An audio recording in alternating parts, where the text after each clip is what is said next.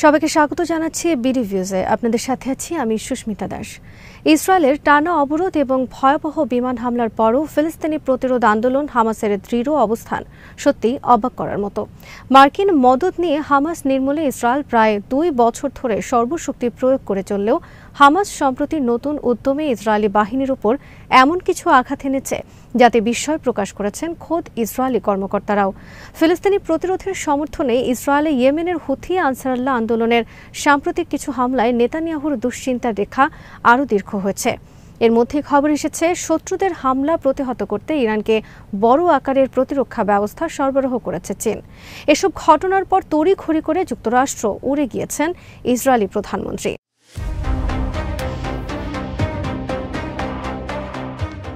গাজা উপত্যকায় ভয়াবহ হামলার শিকার হচ্ছে ইসরায়েলি বাহিনী। স্বাধীন তথ্যের বরাতে কিছু সংবাদ মাধ্যম আভাস দিচ্ছে শুধু এই সপ্তাহে গাজায় অর্ধশতাধিক ইসরায়েলি সেনা নিহত হয়ে থাকতে পারে। সপ্তাহের মাঝামাঝি সময়ে এক হামলায় অন্তত 5 সেনা নিহত এবং 14 সেনা গুরুতর আহত হওয়ার কথা স্বীকার করেছে ইসরায়েল। হামাসের হামলাটি এত ভয়াবহ ছিল যে কয়েকজনের প্রাণহানি ঘটেছে আগুনে পুড়ে। হামলা শুরু হয় টহলরত ইসরায়েলের একটি সাঁজোয়া যানে ইম্প্রোভাইজড এক্সপ্লোসিভ ডিভাইস বিস্ফোরণের মধ্য দিয়ে।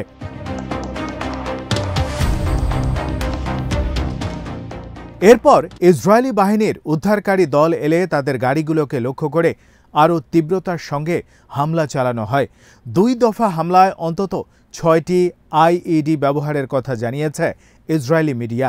বিস্ফোরণের পর ফিলিস্তিনি যোদ্ধারা ইসরায়েলি সেনাদের সঙ্গে মুখোমুখি যুদ্ধেও লিপ্ত হন। এই হামলার সঙ্গে গত 24শে জুনের ঝোড়ো হামলার মিল খুঁজে পাওয়া গেছে, যেখানে প্রতিরোধ যোদ্ধারা ইসরায়েলের একটি আর্মার্ড কম্ব্যাট ইঞ্জিনিয়ারিং ইউনিটকে আঘাত হানলে অন্তত 7 সেনা নিহত হয়।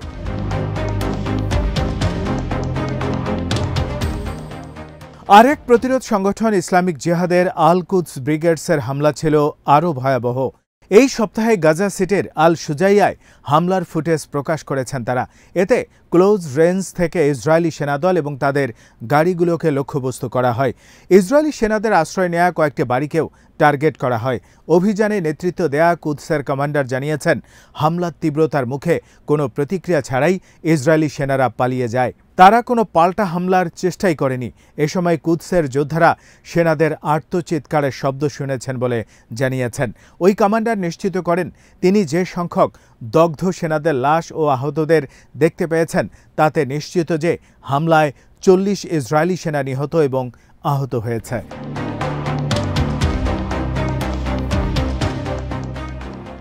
সেনাদের লাশের সংখ্যা নিয়ে নির্লজ্জ মিথ্যাচার করে যাচ্ছে ইসরায়েল। তাছাড়া এ সপ্তাহে গাজার পার্শ্ববর্তী বসতিগুলোতে কয়েক দফা রকেট হামলাও হয়েছে। টাইমস অফ ইসরায়েলের ভাষ্য, এমন সময় এসব ভয়াবহ হামলার খবর এলো যখন ফিলিস্তিনি গোষ্ঠীগুলো পূর্ণ শক্তি নিয়ে পুনর্গঠিত হয়েছে বলে খবর আসছে।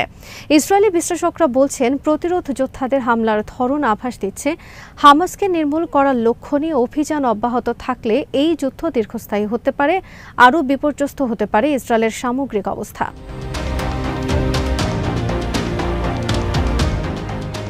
হামাস বলেছে, গাজাবাসীর মনোবলে চির ধরানো কিংবা সশস্ত্র প্রতিরোধ সংগ্রামকে দমন করার যে লক্ষ্য নির্ধারণ করেছিল ইসরায়েল, 640 দিনের যুদ্ধে তার কিছুই করতে পারেনি নেতানিয়াহু।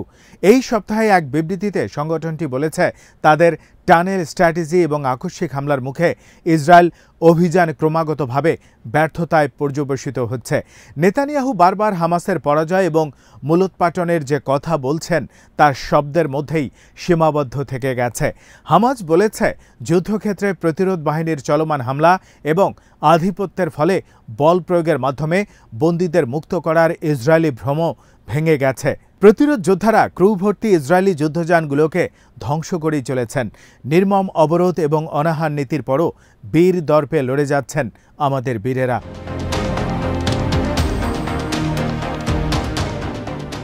হামাসকে প্রায় পুরোপুরি ধ্বংস করা হয়েছে ইসরায়েলি প্রতিরক্ষা বাহিনী এমন দাবি করলেও সেই দাবি উড়িয়ে দিয়েছেন খোদ ইসরায়েলের reserve major general Isaac Brik. এই সপ্তাহের শুরুতে ইসরায়েলি প্রভাবশালী সংবাদ মাধ্যম মারিভে প্রকাশিত এক মতামত নিবন্ধে ব্রিক বলেন, হামাস এখন 40,000-এর মতো যোদ্ধা নিয়ে মাঠে সক্রিয় রয়েছে, যা যুদ্ধ শুরুর আগে সংগঠনটির আনুমানিক যোদ্ধার সমান।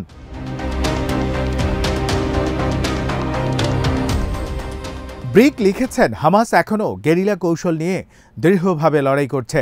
তারা সুড়ঙ্গের ভেতরে থেকে অপারেশন চালাচ্ছেন, যেমনটা যুদ্ধের শুরুতে করতেন। তিনি আরও লেখেন, হামাস কখনো প্রথাগত সেনাবাহিনী ছিল না, তাই তাদের সেনাবাহিনী ধ্বংস করার মতো কিছুই আসলে ছিল না।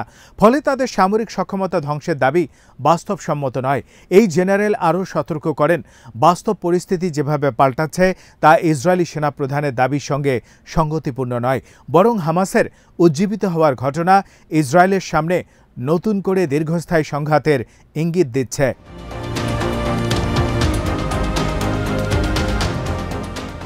ইসরায়েলে ক্ষেপণাস্ত্র হামলার পাশাপাশি এ সপ্তাহে সাগরে ইসরায়েল সংশ্লিষ্ট দুটি জাহাজ ডুবিয়ে দিয়েছেন হুথিরা।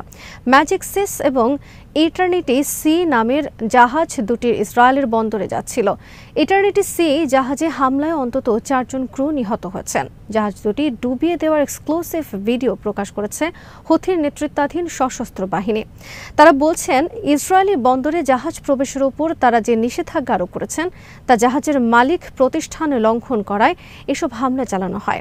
ফুটেজে দেখা যায় জাহাজের ক্রুরা ইয়েমেনের নৌবাহিনীর জারি করা সতর্কবার্তা উপেক্ষা করেছেন। এরপর মানববিহীন নৌযানগুলো জাহাজে আঘাত হানতে থাকে। জাহাজে ওঠে অভিযান চালায় ইয়েমেনি নৌবাহিনীর স্পেশাল ফোর্স। অভিযানের পর জাহাজ দুটি পুরোপুরি ডুবে যায়।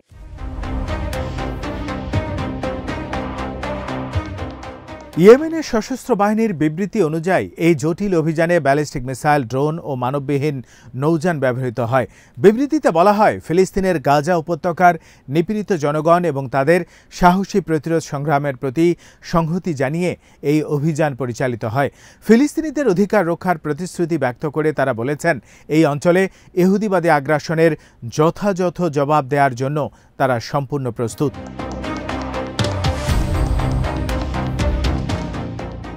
এদিকে ইরানি হামলার ভয়াবহতা ইসরায়েলে এতদিন লুকানোর চেষ্টা করলেও তা ধীরে ধীরে সামনে আসছে। বেঞ্জামিন নেতানিয়াহুর ঘনিষ্ঠ সূত্রের বরাতে ওয়ালা নিউজ সপ্তাহের শেষের দিকে জানিয়েছে, হামলায় তেল আবিবের কিরিয়ায় মিলিটারি কম্পাউন্ডে অবস্থিত প্রধানমন্ত্রীর অফিস ও ব্যুরো ব্যবহারের অনুপযোগী হয়ে পড়েছে। সেখানে অফিস করতে পারছে না নেতানিয়াহু। ব্যাপক সংস্কারের জন্য প্রায় 4 মাস ধরে অফিসটি বন্ধ থাকবে বলে জানিয়েছে ওয়ালা নিউজ। সংস্কার প্রক্রিয়ার অংশ হিসেবে অফিস থেকে লোকজনকে সরিয়ে নেওয়া হয়েছে।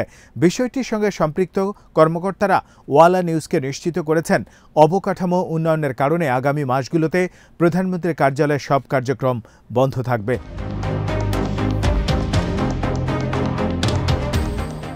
এর আগে 5 জুলাই ওরেগন স্টেট বিশ্ববিদ্যালয় থেকে পাওয়া স্যাটেলাইটের বরাতে ব্রিটিশ সংবাদ মাধ্যম দ্য টেলিগ্রাফ জানায়, যুদ্ধের সময় ইরানি ব্যালিস্টিক ক্ষেপণাস্ত্রগুলো অন্তত 5টি ইসরায়েলি সামরিক ঘাঁটিতে সরাসরি আঘাত হানে।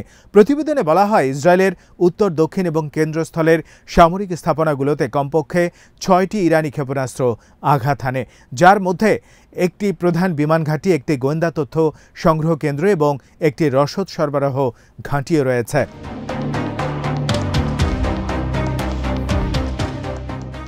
ইসরায়েলের জন্য বড় একটি দুঃসংবাদ দিয়েছে মিডল ইস্টাই। এই সপ্তাহে দৈনিকটির খবর দিয়েছে, ভূমি থেকে আকাশে নিক্ষেপযোগ্য চীনা ক্ষেপণাস্ত্র ও ক্ষেপণাস্ত্র উৎক্ষেপণ ব্যবস্থা HQ-9B ইরানের হাতে এসে পৌঁছাচ্ছে। এক আরব গোয়েন্দা কর্মকর্তার বরাতে প্রতিবেদনে বলা হয়েছে, 12 দিনের যুদ্ধে ইসরায়েলের হামলায় ক্ষতিগ্রস্ত প্রতিরক্ষা ব্যবস্থাগুলো দ্রুত পুনর্গঠন করতে চাইছে ইরান। সেই লক্ষ্যেই চীন থেকে ভূমি থেকে আকাশে নিক্ষেপযোগ্য ক্ষেপণাস্ত্র ব্যবস্থা সংগ্রহ করেছে দেশটি।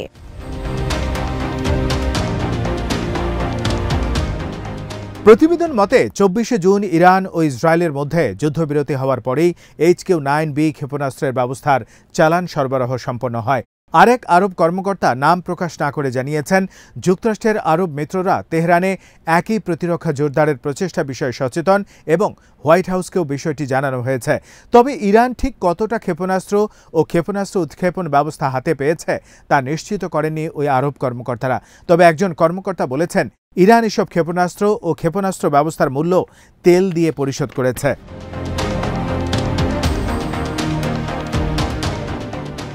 যুদ্ধের পর ইরান দ্রুততার সঙ্গে তাদের ক্ষতি পুষিয়ে নিয়েছে এমন আভাস মিলেছে ইরানি কর্মকর্তাদের মন্তব্যে।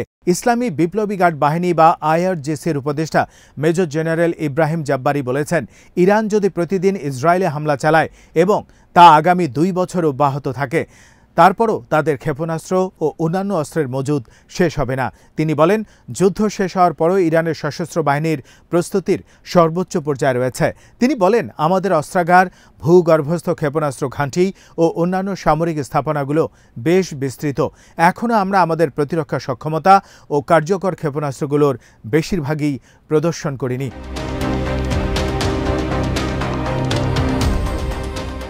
ইরানে হামলা চালিয়ে শুধু ইসরায়েলি বিপদে পড়েনি, একই সঙ্গে বড় বিপদে পড়েছেন নেতানিয়াহুর মনিব ডোনাল্ড ট্রাম্পও। কথিত ইরান ইসরায়েল যুদ্ধবিরতির পর তেহরানের সঙ্গে আলোচনায় বসার চেষ্টা চালিয়ে যাচ্ছেন মার্কিন প্রেসিডেন্ট। অন্যদিকে পুনর্গঠিত হামাসের সঙ্গে যুদ্ধবিরতিতে আসতে দৌড়ঝাঁপ শুরু হয়েছে নেতানিয়াহুর। কাতারে একটি প্রতিনিধি দলও পাঠিয়েছেন তিনি।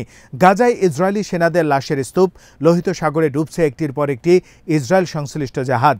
ইরানি হামলার পর ইসরায়েলের শহরগুলোর পুনর্গঠনে কয়েক বছর লেগে যেতে পারে। এই বাস্তবতায় বিশ্লেষকরা বলছেন, এমন দুঃসময় আর কখনো দেখেনি ইসরায়েল।